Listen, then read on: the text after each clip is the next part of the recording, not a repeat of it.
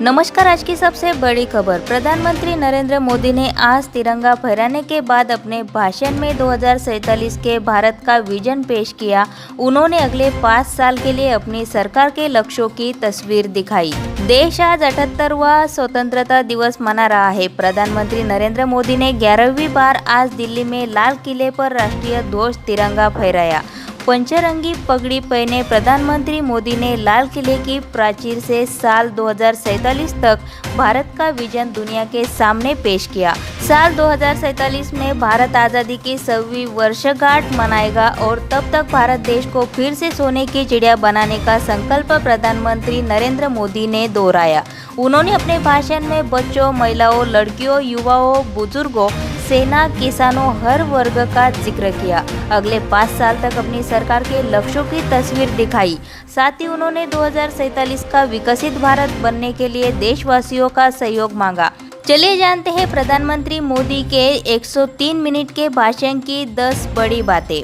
महिलाओं के खिलाफ अपराध पर चिंता जताई। प्रधानमंत्री मोदी ने अपने भाषण में जहां हर सेक्टर में महिलाओं की भागीदारी का जिक्र किया और कहा कि आज भारत देश की महिलाएं innovation, technology, employment, air force, army, navy, space sector में अपनी प्रतिभा दिखा रही है, वहीं उन्होंने महिलाओं के खिलाफ बढ़ रहे अपराध पर चिंता जताई। उन्होंने कहा कि माताओं, बहनों के खिलाफ अपराध से आक्रोश है। पाप करने वाले दरिंदों को सजा हो, उन्हें फांसी पर लटकाया जाए, यह डर पैदा करना होगा। 5 साल में मेडिकल की सीटें बढ़ाने का लक्ष्य। अपने भाषण में प्रधानमंत्री मोदी ने अगले 5 साल मेडिकल कॉलेजों में 75,000 सीटें बढ़ाने का ऐलान किया। उन्होंने कहा कि अब देश के युवाओं को मेडिकल एजुकेशन के लिए देश से बाहर नहीं जाना पड़ेगा। 1 लाख करोड़ रुपए मेडिकल रिसर्च पर खर्च किए जा चुके हैं। पिछले 10 साल में मेडिकल की करीब 1 लाख सीटें बढ़ाई थी और अगले 5 साल में 75,000 सीटें बढ़ाकर युवाओं को भारत में रहकर ही मेडिकल कोर्स करने का मौका देंगे। ओलंपिक 2036 की मेजबानी करने का सपना। प्रधानमंत्री मोदी ने अपने भाषण में कहा कि हाल ही में पेरिस ओलंपिक 2024 खत्म हुआ। भारतीय एथलीटों ने देश के लिए पदक जीते। भारत ओलंपिक 2036 की मेजबानी करना चाहता है। इसके लिए मोदी सरकार तैयारी कर रही है। ओलंपिक एसोसिएशन से बात करके यह टारगेट पूरा करने का प्रयास किया जाएगा। भारत की गेमिंग इंडस्ट्री को आगे बढ़ाएंगे। प्रधानमंत्री मोदी ने एआई टेक्नोलॉजी का जिक्र करते हुए गेमिंग इंडस्ट्री को इंटरनेशनल लेवल तक पहुंचाने का संकल्प लिया।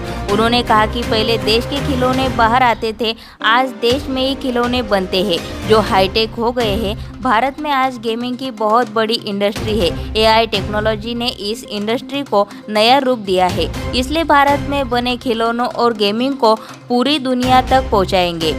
सेक्युलर सिविल कोड का जिक्र किया। प्रधानमंत्री मोदी ने अपने भाषण में आज सेक्युलर सिविल कोड का जिक्र किया। उन्होंने कहा कि देश में अभी तक कम्युनल सिविल कोड लागू है, जिसे सेक्युलर सिविल कोड में बदलने की कोशिश की जाएगी।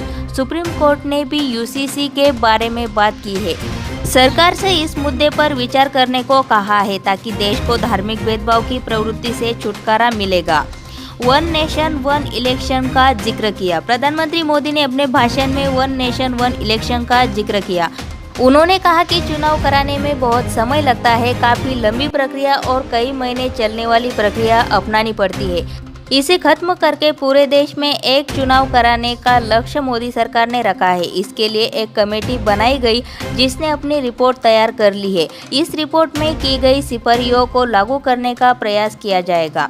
युवाओं को ग्रीन जॉब्स देने का लक्ष्य। प्रधानमंत्री मोदी ने अपने भाषण में ग्रीन जॉब्स का लक्ष्य रखा। उन्होंने कहा कि देश में ग्रीन जॉब्स का कल्चर बढ़ गया है। Electrical vehicle, green hydrogen, net zero emission पर सरकार का फोकस है।